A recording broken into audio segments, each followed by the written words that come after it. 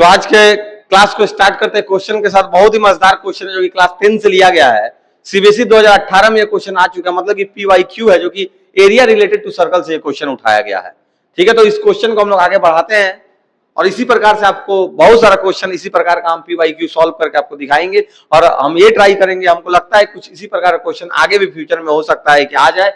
जो भी एकदम बेहतरीन क्वेश्चन होगा वैसे ही क्वेश्चन को आपके लिए लेके जरूर आएंगे। इसीलिए इस चैनल को सब्सक्राइब कीजिए, अपने फ्रेंड्स के साथ शेयर जरूर कीजिएगा। 7 से लेकर 10 तक का साइंस मैथ का कोई भी वीडियो आपको लगता है कि सर जरूरत है तो आप जरूर कमेंट कीजिए या व्हाट्सएप पे मैसेज कीजिए, आपको वीडियो अगले ही दिन जरूर मिलेगा। ठीक है, ये भी किसी स्टूडेंट के द्वारा ही भेजा गया क्वेश्चन, अंकित कुमार नाम के एक छात्र है क्लास 10 के, उन्हीं के द्वारा भेजा गया है। इसीलिए हम आज इस क्वेश्चन को सॉल्व करेंगे और ये वीडियो उन तक आज पहुंचाएंगे यूट्यूब के माध्यम से। ठीक है, तो क्वेश्चन स्टार्ट करते हैं बिना टाइम वेस्ट किए हुए। सर्कल्स टचेज या टच एक्सटर्नली, बाहर से सर्कल टच करता है, यानी कि दो सर्कल है, देखिए सर्कल्स लिखा हुआ है। The sum of their areas is 130 pi square, cm लिखा है, मतलब कि सीएम का स्क्वायर है। एंड ऐसे भी एरिया सीएम का स्क्वायर में ही होता है। And the distance between their centres, दोनों के सेंटर का डिस्टेंस दिया हुआ है बीच का 14 सेंटीमीटर, यानी कि रेडियस नहीं पता है दोनों का। ठीक है, find the radii of their circles, दो रेडियस आने वाला है यहाँ पे, ये आपको ध्यान में समझना है। ठीक है, हम यहाँ पे सबसे पहले ड्रॉ करते हैं एक सर्कल और एक और सर्कल। ठीक है, कंसेंट्रिक सर्कल नहीं समझना है इसको। ठीक है, अब यहाँ पे ध्यान से समझिएगा कि दो सर्कल्स के बीच में जो आपको ये पॉइंट दिख रहा है, इसी दोनों पॉइंट के बीच का जो डिस्टेंस है ये आपको 14 सेंटीमीटर यहाँ पे दिया हुआ है। ठीक है, अब यहाँ पे सबसे पहले ये समझना है कि दोनों का एरिया भी, इसको हम A1 लिखते हैं, इसको हम A2 लिखते हैं। ठीक है, अब हम अगर बोले कि इसका अगर रेडियस को R मान ले, जैसे एरिया 1 हो गया आपको इस सर्कल के लिए, अगर इसका let the radius be R, तो आप बताइए दूसरे का रेडियस A2 वाले का रेडियस कितना आप मानिएगा। तो उसका लिखिएगा लेट या सो द रेडियाई या radius will be 14 minus R और सीएम लिख दीजिएगा। ठीक है, क्योंकि टोटल 14 है, 14 में से अगर R इधर चला जाता है तो ये आपका बच जाएगा 14 माइनस R। ये ध्यान में रखना, टोटल 14 है, 14 माइनस R हो गया एक दूसरा रेडियस, यहाँ पे एक R, 14 माइनस R, यहाँ पे A1, यहाँ पे A2 क्यों लिखे हैं, एरिया के लिए लिखे हैं ताकि आपको समझ में आ सके।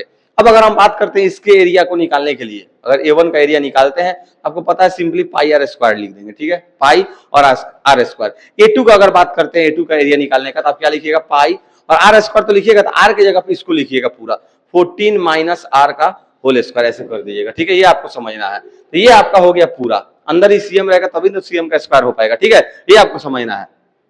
ठीक है, अब उसके बाद ये दोनों आप एरिया को जोड़िएगा, क्योंकि आप देखिए क्वेश्चन में लिखा हुआ सम ऑफ देयर एरिया बराबर, दोनों के एरिया को हम यहाँ पे जोड़ देते हैं। Sum of their areas equal to कितना लिखा हुआ, 130 पाई सीएम स्क्वायर। ठीक है, अब आप बताइए यहाँ पे सम ऑफ देयर एरिया करते हैं, इधर का A1 प्लस A2 लिख देंगे, हम इसको समझाने के लिए बस लिख रहे हैं। ठीक है, ये आपको समझना है, आप इससे भी शॉर्टकट में बना सकते हैं। A1 देखिएगा पाई R स्क्वायर और यहाँ पे लिखा हुआ पाई 14 माइनस R का होल स्क्वायर, ऐसे करके दिया है, और इधर आपका हो गया 130 पाई सेंटीमीटर का स्क्वायर, ये आपको समझना है। ठीक है, अब हम क्या करेंगे, यहाँ पे ध्यान से देखिएगा, यहाँ पे सॉल्व करते हैं इसको। पाई यहाँ से हम कॉमन ले लेते हैं या फिर पाई को काट देते हैं, सबसे सिंपल भाषा में।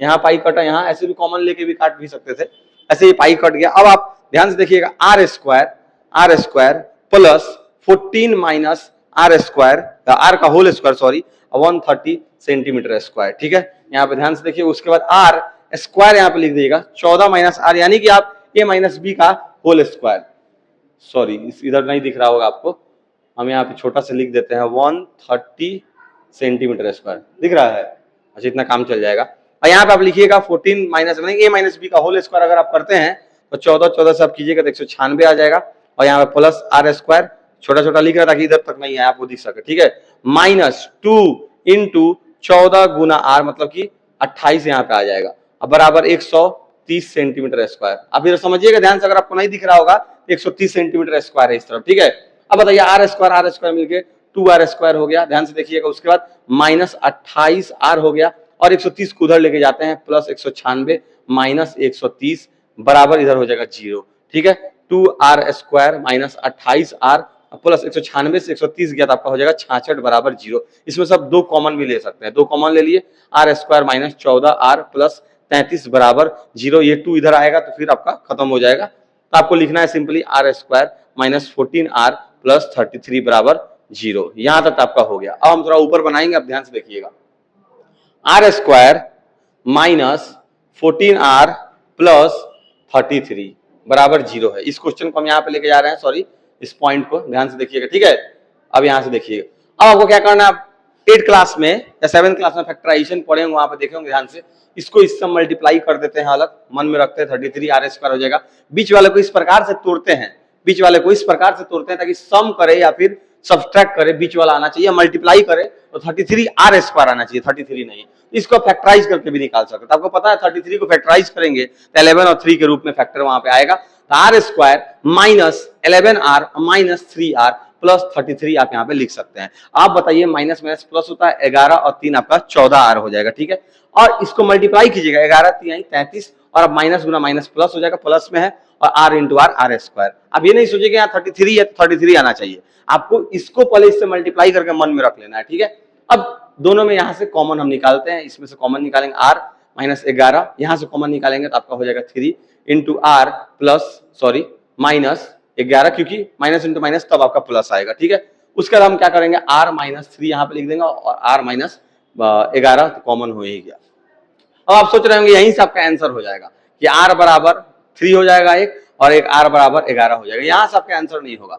अब यहाँ पे आपको पुट करना है। अब इसको हम x के टर्म में भी ले सकते थे, x भी मान सकते थे, यहाँ r मान के बनाए हैं। अब इसको हम पुट करते हैं, यहाँ पे देखते हैं आपको यहाँ से दिख रहा होगा, इतना दूर दिख रहा है, इतना दूर नहीं दिख रहा है, ठीक है।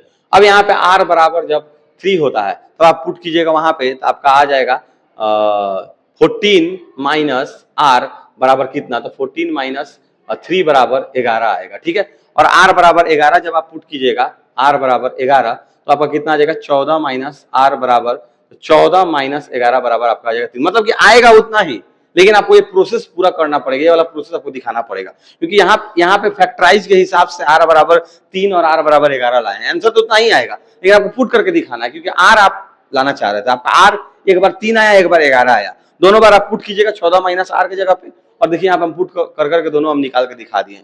11 और 3 ही आपका आएगा, 11 सेंटीमीटर और 3 सेंटीमीटर रेडियाई पूछा था। आप समझ सकते हैं इस फोटो को देख के कौन वाला बड़ा होगा कौन वाला छोटा होगा। इस क्वेश्चन को देखे होंगे ध्यान से, अगर इस वीडियो को शेयर कीजिएगा अपने फ्रेंड्स के साथ, ठीक है। फिर मिलते हैं नेक्स्ट वीडियो में, तब तक के लिए धन्यवाद।